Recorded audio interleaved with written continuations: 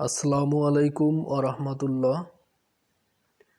সুপ্রিয় নবম ও দশম শ্রেণীর বিজ্ঞান বিভাগের শিক্ষার্থীরা, আমার আজকের ক্লাসে তোমাদের সবাইকে স্বাগতম জানাচ্ছি।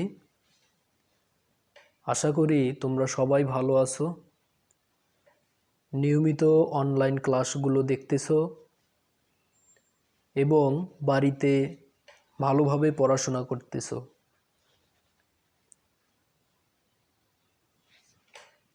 আজকে আমি তোমাদের জীববিজ্ঞান বিষয়ের দ্বাদশ অধ্যায় থেকে একটি অত্যন্ত গুরুত্বপূর্ণ বিষয় নিয়ে তোমাদের সামনে আলোচনা করব। পুরো ক্লাস জুড়ে তোমাদের সাথে আছি আমি আহসান হাবিব, সহকারী শিক্ষক, আমিন নওয়াজ বালিকা উচ্চ বিদ্যালয়। ক্লাসের শুরুতেই তোমরা এই চিত্রটি লক্ষ্য করো। এই চিত্রটির মধ্যে আমরা বিবর্তনের বহু শাখা প্রশাখাগুলো আমরা দেখতে পাচ্ছি, অর্থাৎ প্রোটিস্টা থেকে বিভিন্ন শ্রেণীর উদ্ভিদ এবং প্রাণীর সৃষ্টি হয়েছে। তো আজকের ক্লাস জুড়ে আমি জীবের বিবর্তন সম্পর্কিত বিষয়গুলো নিয়ে তোমাদের সামনে আলোচনা করব। আমার আজকের এই ক্লাসটি শেষে তোমরা যে বিষয়গুলো সম্পর্কে জানতে পারবে তা হচ্ছে, বিবর্তন কি বলতে পারবে, জীবের উৎপত্তি সম্পর্কে ব্যাখ্যা করতে পারবে, বিবর্তনের ডারউইনের মতবাদ ব্যাখ্যা করতে পারবে। শুরুতেই আমরা জেনে নেই বিবর্তন কি। তোমরা একটু ভালোভাবে স্ক্রিনে লক্ষ্য করো। বিবর্তন হচ্ছে যে ধীর, অবিরাম ও চলমান পরিবর্তন দিয়ে কোনো সরলতম নিম্ন শ্রেণীর জীব জটিল এবং উন্নত প্রজাতির নতুন জীবের উদ্ভব ঘটে, তাকে বিবর্তন বা অভিব্যক্তি বা ইভলিউশন বলা হয়। অর্থাৎ সহজভাবে যদি আমরা বলি, বিবর্তনটা হচ্ছে একটি সুদীর্ঘ প্রক্রিয়া। এই প্রক্রিয়ায় সরলতম জীব বা সরল জীব জটিল জীবে পরিণত হয়। এখানে সরল বলতে গঠনগত দিক থেকে সেটি সরল থাকে এবং ধীরে ধীরে সেটি গঠনগত দিক থেকে জটিল আকার ধারণ করে। কার্টিস বার্নারের মতে বিবর্তন হলো প্রজন্ম থেকে প্রজন্মে নির্দিষ্ট এলাকায় এক কিংবা কাছাকাছি প্রজাতির এলিল ফ্রিকোয়েন্সির পরিবর্তন।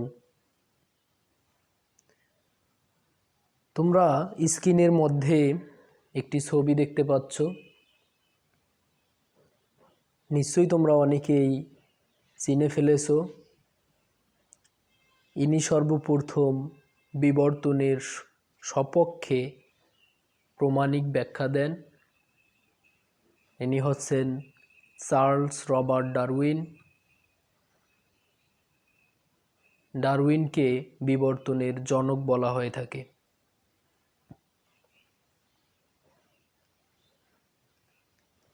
এ পর্যায়ে আমরা এখন জেনে নিব বিবর্তনের ইতিহাস, অর্থাৎ বিবর্তন সম্পর্কে বিভিন্ন বিজ্ঞানীদের মতামত।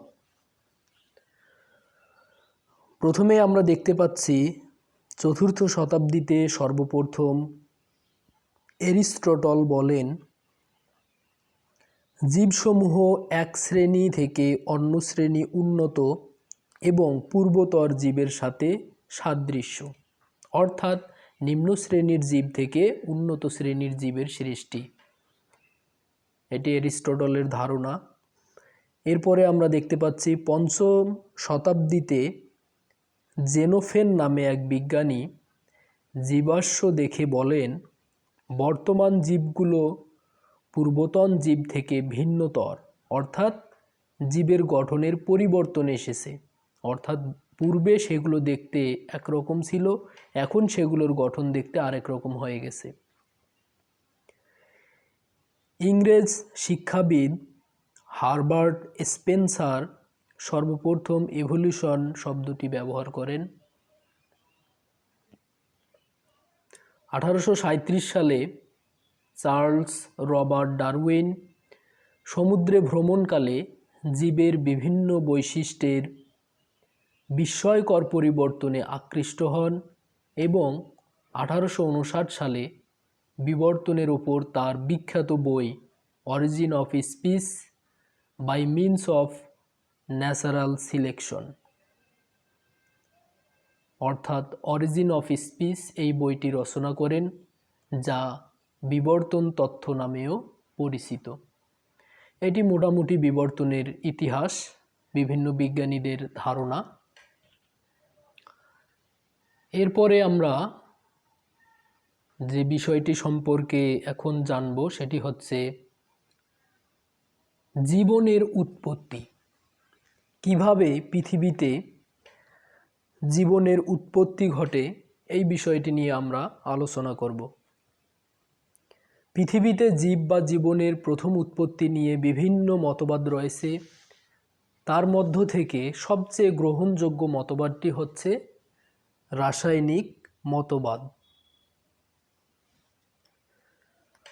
মূলত প্রাথমিক যে পৃথিবীটা ছিল, সেই প্রাথমিক পৃথিবীটা ছিল একটি উত্তপ্ত গ্যাসীয় পিণ্ড বা একটা আগুনের গোলা ছিল আমরা বলতে পারি, এবং সেটি ক্রমান্বয়ে পরিবর্তিত হয়ে আজকের জীববৈচিত্র্য সমৃদ্ধ পৃথিবীতে পরিণত হয়েছে। তোমরা দেখতে পাচ্ছ 500 কোটি বছর পূর্বে পৃথিবীর অবস্থা এবং বর্তমান যে পৃথিবী আছে, বর্তমান পৃথিবীর অবস্থা। এখন আমরা জেনে নিব কিভাবে ক্রমান্বয়ে পৃথিবীতে জীবনের উদ্ভব ঘটে।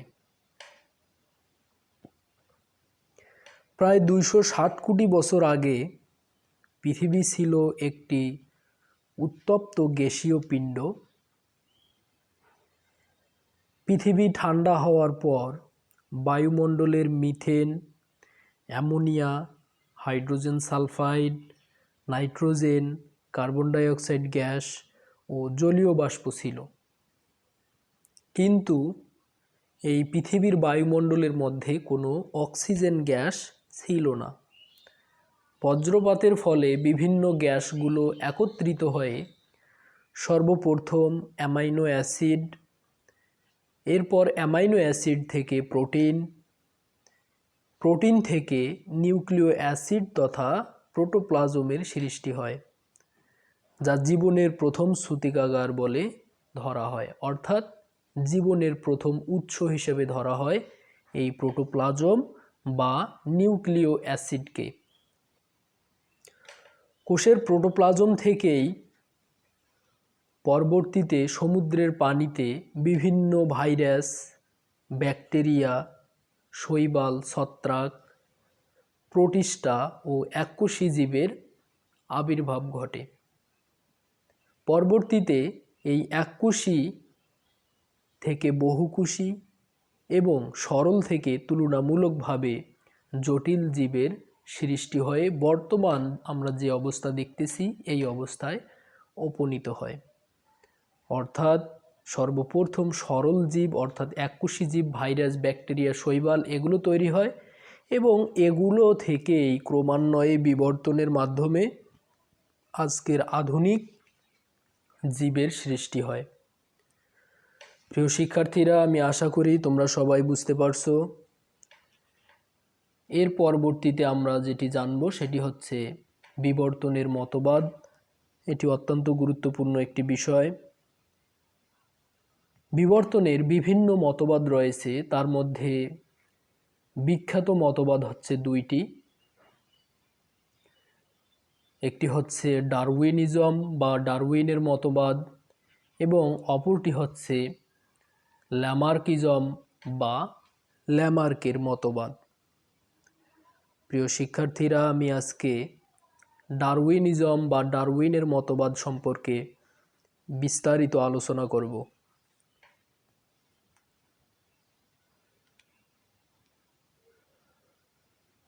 তো ডারউইনের মতবাদের মধ্যে আমরা বিভিন্ন অংশ দেখতে পাই।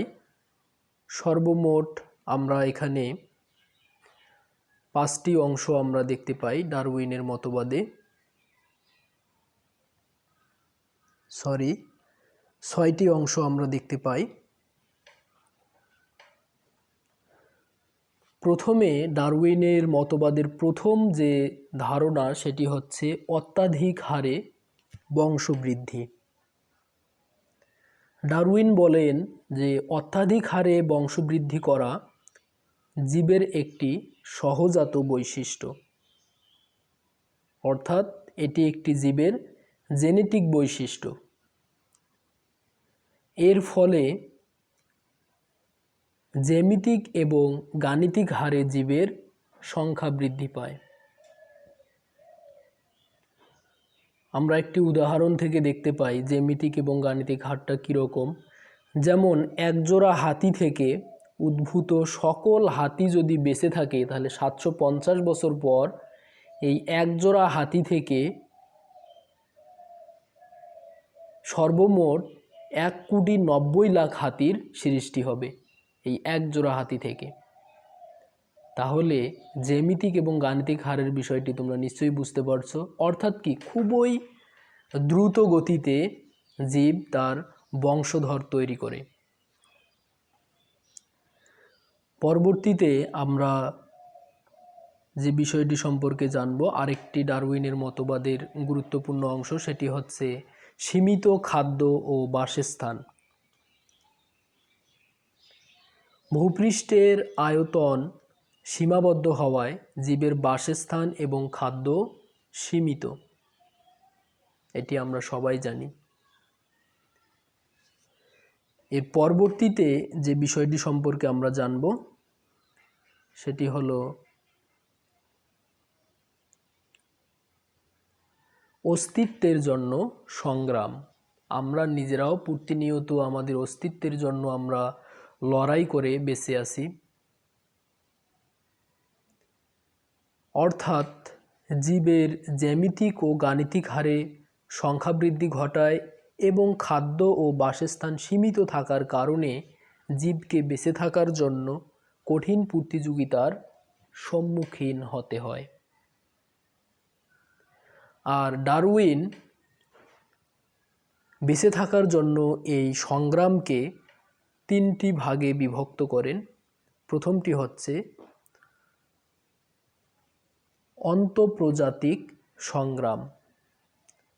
অন্তঃপ্রজাতিক সংগ্রাম বলতে আমরা যেটি বুঝে থাকি তা হলো একই প্রজাতির বিভিন্ন সদস্যদের মধ্যে খাদ্য এবং বাসস্থান নিয়ে যে সংগ্রাম, নিজেদের মধ্যে যে সংগ্রাম বেঁচে থাকার জন্য, সেটিকে আমরা বলি অন্তঃপ্রজাতিক সংগ্রাম।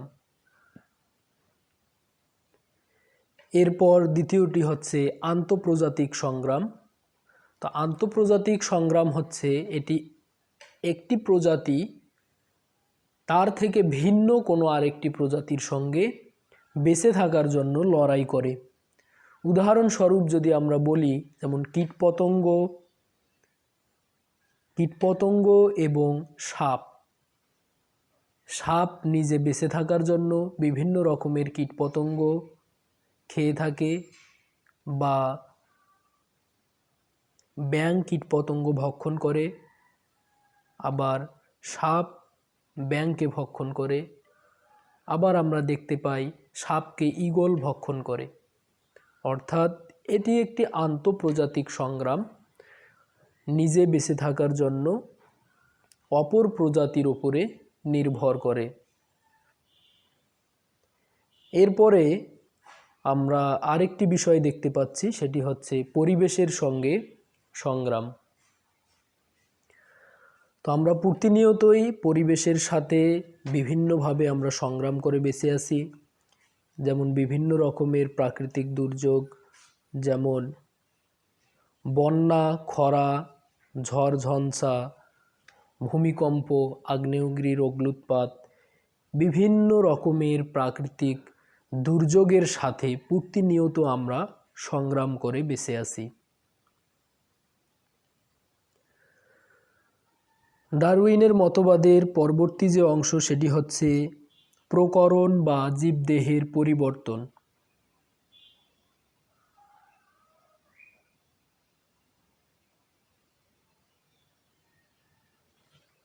তার আগে এখানে প্রাকৃতিক নির্বাচন সম্পর্কে বলতে চাই। এটি ডারউইন তত্ত্বের আরেকটি অংশ, প্রাকৃতিক নির্বাচন। প্রকরণ বা জীবদেহের পরিবর্তন এটি পরবর্তী ধাপে আলোচনা করব। তো প্রাকৃতিক নির্বাচন ডারউইন তত্ত্বের একটি অত্যন্ত গুরুত্বপূর্ণ বিষয়। ডারউইনের মতবাদের সর্বাপেক্ষা গুরুত্বপূর্ণ বিষয় বলে এটিকে ধারণা করা হয়।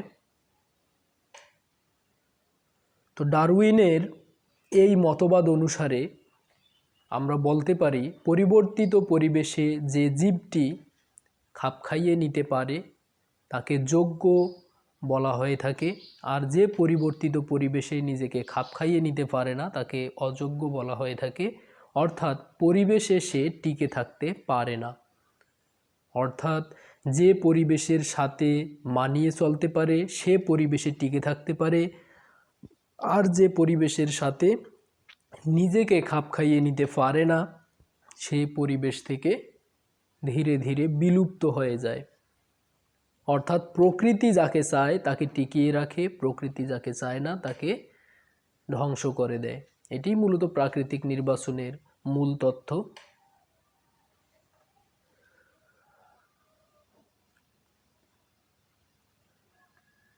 এরপরে আমরা জানব প্রকরণ বা জীবদেহের পরিবর্তন বা জীববৈচিত্র্য সম্পর্কে।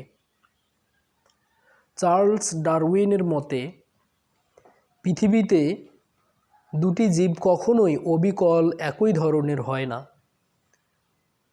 যত কমই হোক না কেন এদের মধ্যে কিছু না কিছু পার্থক্য অবশ্যই থাকবে। জীব দুটির মধ্যে যে পার্থক্য দেখা যায় তাকে প্রকরণ বা পরিবৃত্তি বলে। অনুকূল প্রকরণ অস্তিত্বের জন্য জীবন সংগ্রামের একটি জীবকে সাহায্য করে।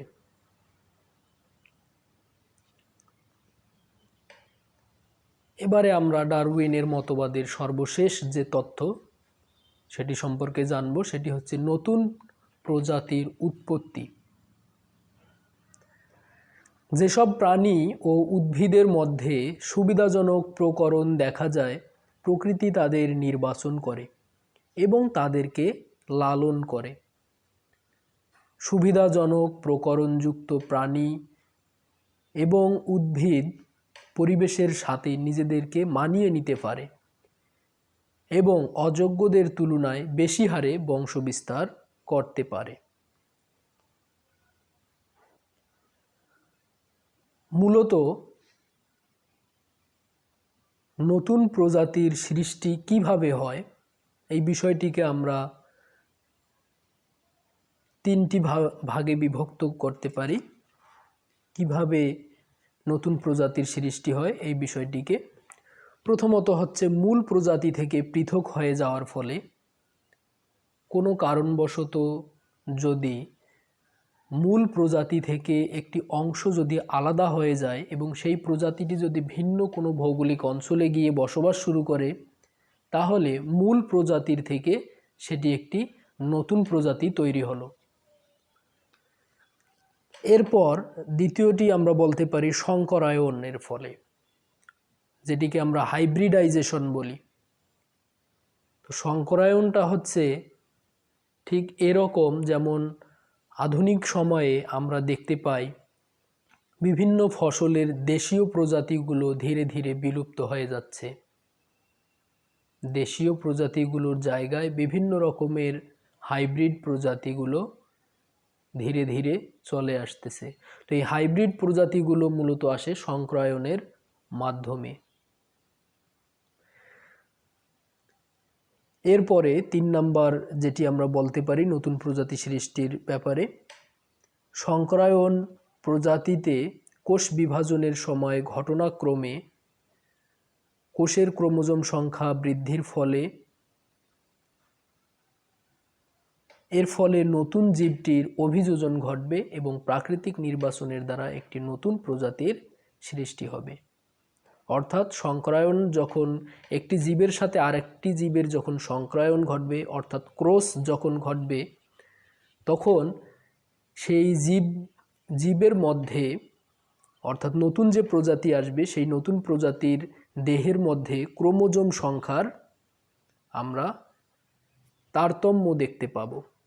আর এই ক্রোমোজোম সংখ্যার তারতম্যের কারণে পূর্বতর জীব থেকে নতুন যে জীবটি তৈরি হবে সেই নতুন জীবের বৈশিষ্ট্যগুলো উন্নততর হবে।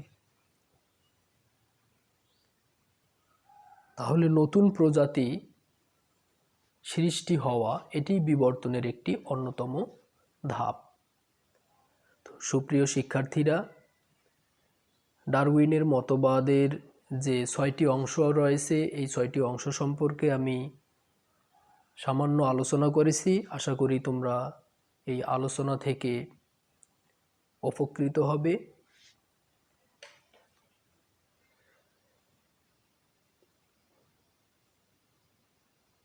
প্রিয় শিক্ষার্থীরা, ডারউইনের মতবাদ থেকে আমি এতক্ষণ যে আলোচনাগুলো আমি করেছি, তোমরা বিবর্তন সম্পর্কিত ডারউইনের এই মতবাদগুলো খাতার মধ্যে তোমরা সুন্দর করে লিখবে এবং সেটি তোমরা কমেন্ট বক্সে পোস্ট করবে।